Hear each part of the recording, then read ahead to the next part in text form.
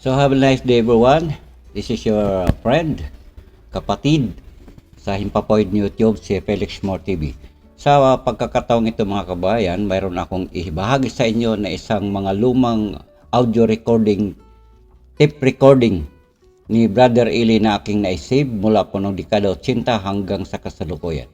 At kung maalala po natin mga kabayan, mas kilala po ang MCGI noong mga panahon nag-i-start pa lang since day 1 ng pangangaral ng Brother Eli dito po sa ating panahon via AM radio.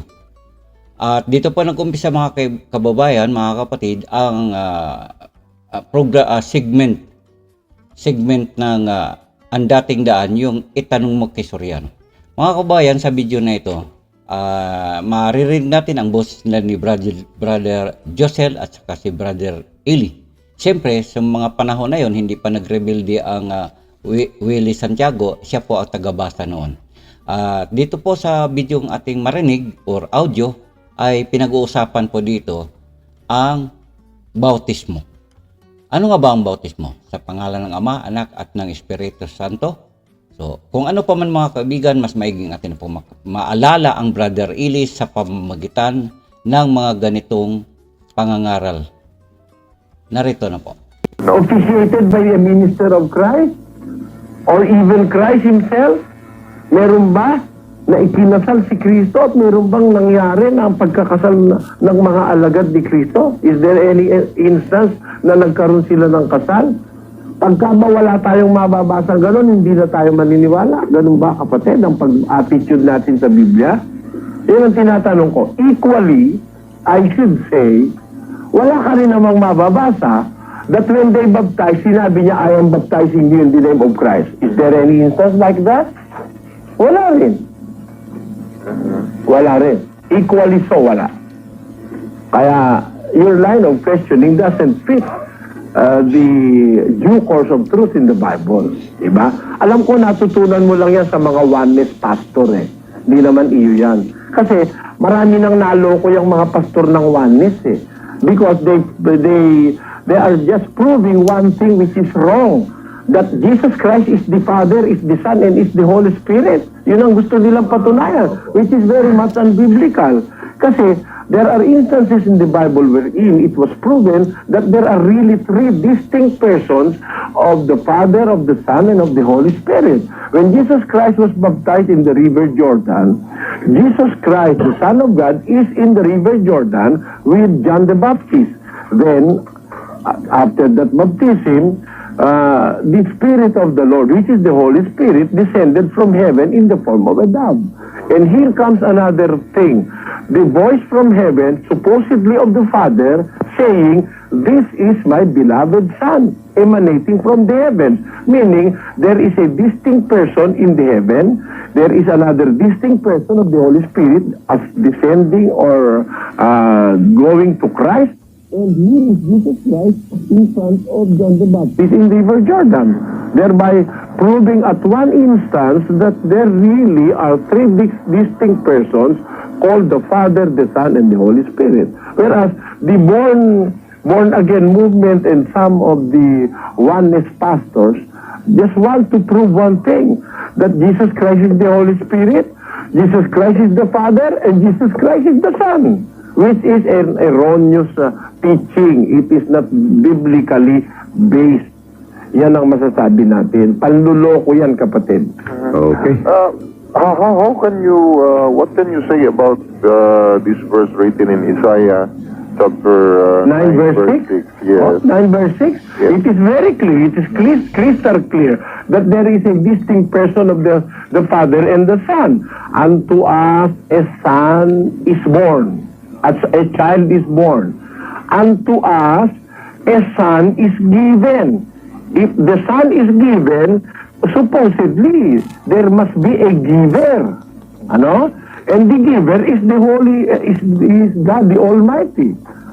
Unto us a child is given. Pagka sinabi yung given, there is a giver and there are recipients. And we are the recipients. Sabi ni Isaiah sa mga Israelites, his name shall be called. He is not inherently the Father. But his name shall be called Counselor, Wonderful Counselor, the Mighty God, Everlasting Father. Therefore, he will be called the Everlasting Father. He is not, since time immemorial, called the Father. He will be called a Father, the Everlasting Father. Therefore, he is not at once the Father. There is a Father from eternity, and that is the Father of Jesus Christ. But Jesus Christ, being a Son, there will come a time that this child and this Son will be called the Everlasting Father. And that we do not contest, because we believe also that Jesus Christ was really called a Father. He is a Father unto the apostles. He called the apostles his children. The disciples he called his children. The apostles he called his children in 21:5 of the book of John. Sabi niya sa mga apostol at saka mga alagad, mga anak, meron na ba kayong makakain? Meaning na kinukuha niya yung kalagayan ng isang father. Pero hindi siya yung father from the very beginning. Kasi may father din siya. Parang ako lang, kapatid. Ako, tinatawag din akong father ng aking anak. Pero ako, may father ako. It doesn't mean ako mo tinawag akong father, ako na rin yung father ko. Mali yun. O, kagaya si Kristo, tinatawag din siyang Father, pero Father siya to His children. But the Father in heaven is the Father of Jesus Christ. He explicitly said it to Mary Magdalene when He said, "Touch me not, because I have not ascended unto the Father, but go to my brethren and tell them that I am going to my Father and your Father, to my God and your God." Kaya dalawang father ito, yung isang nasa heaven at isang napunta sa lupa. Di ba ganun yun? Okay, Mr. Barro. Okay, anyway, thank you very much, Brother Eli. Salamat din po, And salamat. God bless you and God bless us all. Thanks. Biblia ang tatanong. Itanong mo sa Historiano. Alright. It will not necessarily mean that the Father is Christ and Christ is the Father. Mali yun. Hindi ibig sabihin, ako at ang Ama iisa, ang Ama si Kristo at si Kristo na rin ang Ama. Mali yun. Kasi yung mga Kristiyano, iisa rin. Pakinggan mo at sa 17:11 ng Juan. Sila rin lahat iisa basa. At wala na ako sa sanglibutan, at ang mga ito ay nasa sanglibutan. At ako'y paririyan sa iyo, amang banal, ingatan mo sila sa iyong pangalan, yaong mga ibinigay mo sa akin, upang sila'y maging isa, na gaya naman natin. Ang Kristiyano, magiging isa, gaya naman natin. Does it mean na pag naging isa tayo, ako na ikaw na ako? Magkaiba tayo, pati sa suot na damit Ako ngayon nakakamiseta, ikaw nakasando. Magkaiba tayo. Pero iisa tayo.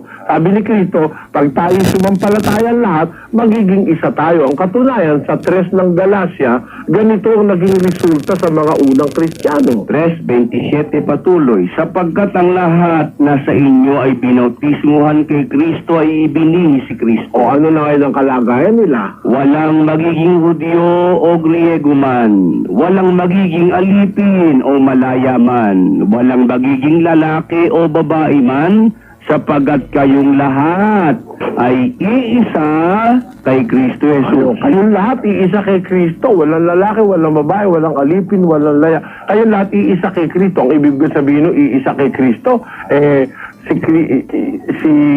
si Brother Willie, ako si Brother Willie, mali. Meron kaming individuality. Para rin naman yung lalaki at babae, iisa na rin kay Kristo. Hindi ibig sabihin nung pantay na sila at sila na rin yun. Hindi. Bagaman walang lalaki at walang babae, ang sinasabi ng Biblia, pero meron namang aral na para sa babae at merong aral na para sa lalaki. Proving na meron distinct person yung lalaki at may distinct person yung babae.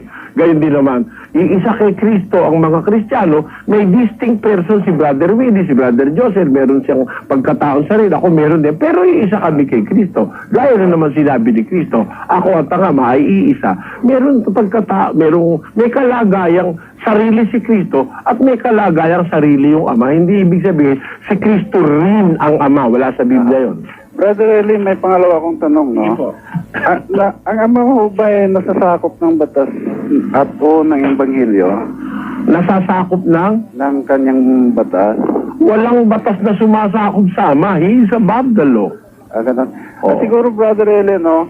Kasi mayroong evangelist na nagsasabi na si Kristo, siya rin ang ama.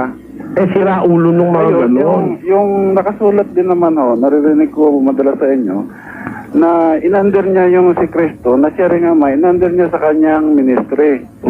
Ngayon, siguro, ang pagkaintindi niya siguro, dahil under niya yung ama na si Kristo, under na rin niya ang Diyos. Ang katunayan, yun sa aking kaya nga niya pinatatawad si Satanas kahit na hindi pinatatawad ng Diyos yun. Kasi parang siya ang presidente. Magandang analysis yung binigay. Parang gano'n yung labas noon Tapos yung mga himala ng ni Jesus, kagaya ng paggawa ng tinapay, gusto rin ito maghimala at mukhang mas malaking himala ang gagawin ito kasi sabi nga niya sa TV. Isa nga, yung mga communist na Chinese, Korean, Russian, pag sumugod daw sa Pilipinas, aantay lang siya ng isang buwan at paghuhulihin niya ng angkat, Lako kapatid, malaking hallucination yan. Tanong mo sa akin kung bakit. Bakit po? Ganito yan. Kung pagka susugo dito lahat ng komunista, China, etc. Hindi kakasya rito sa Pilipinas yun. Paano mo sasabihin na huhulihin mo yun? Hindi kakasya. Billion yun, billion. Billion doon. Yun na nga po siguro ang gusto niya mag-imala siya dahil kung si Jesus Christ, 7,000 lang ang pinakain na tinapay sa kanya, nagawa siya ng katakot-takot na, na tawag dito, handcuff Ay, babayaan mo na lang yun. Bayaan mo na lang yun. Brother, Bibili siguro siya ng posas. Bibili siguro siya ng posas sa Mars. Dahil walang ganun karaming posas sa mundo. Brother Ele, manginginala ako ng Bible. Sige po, bigyan ko kayo kung may awa ang Diyos. Huwag lang kayo mag-apura.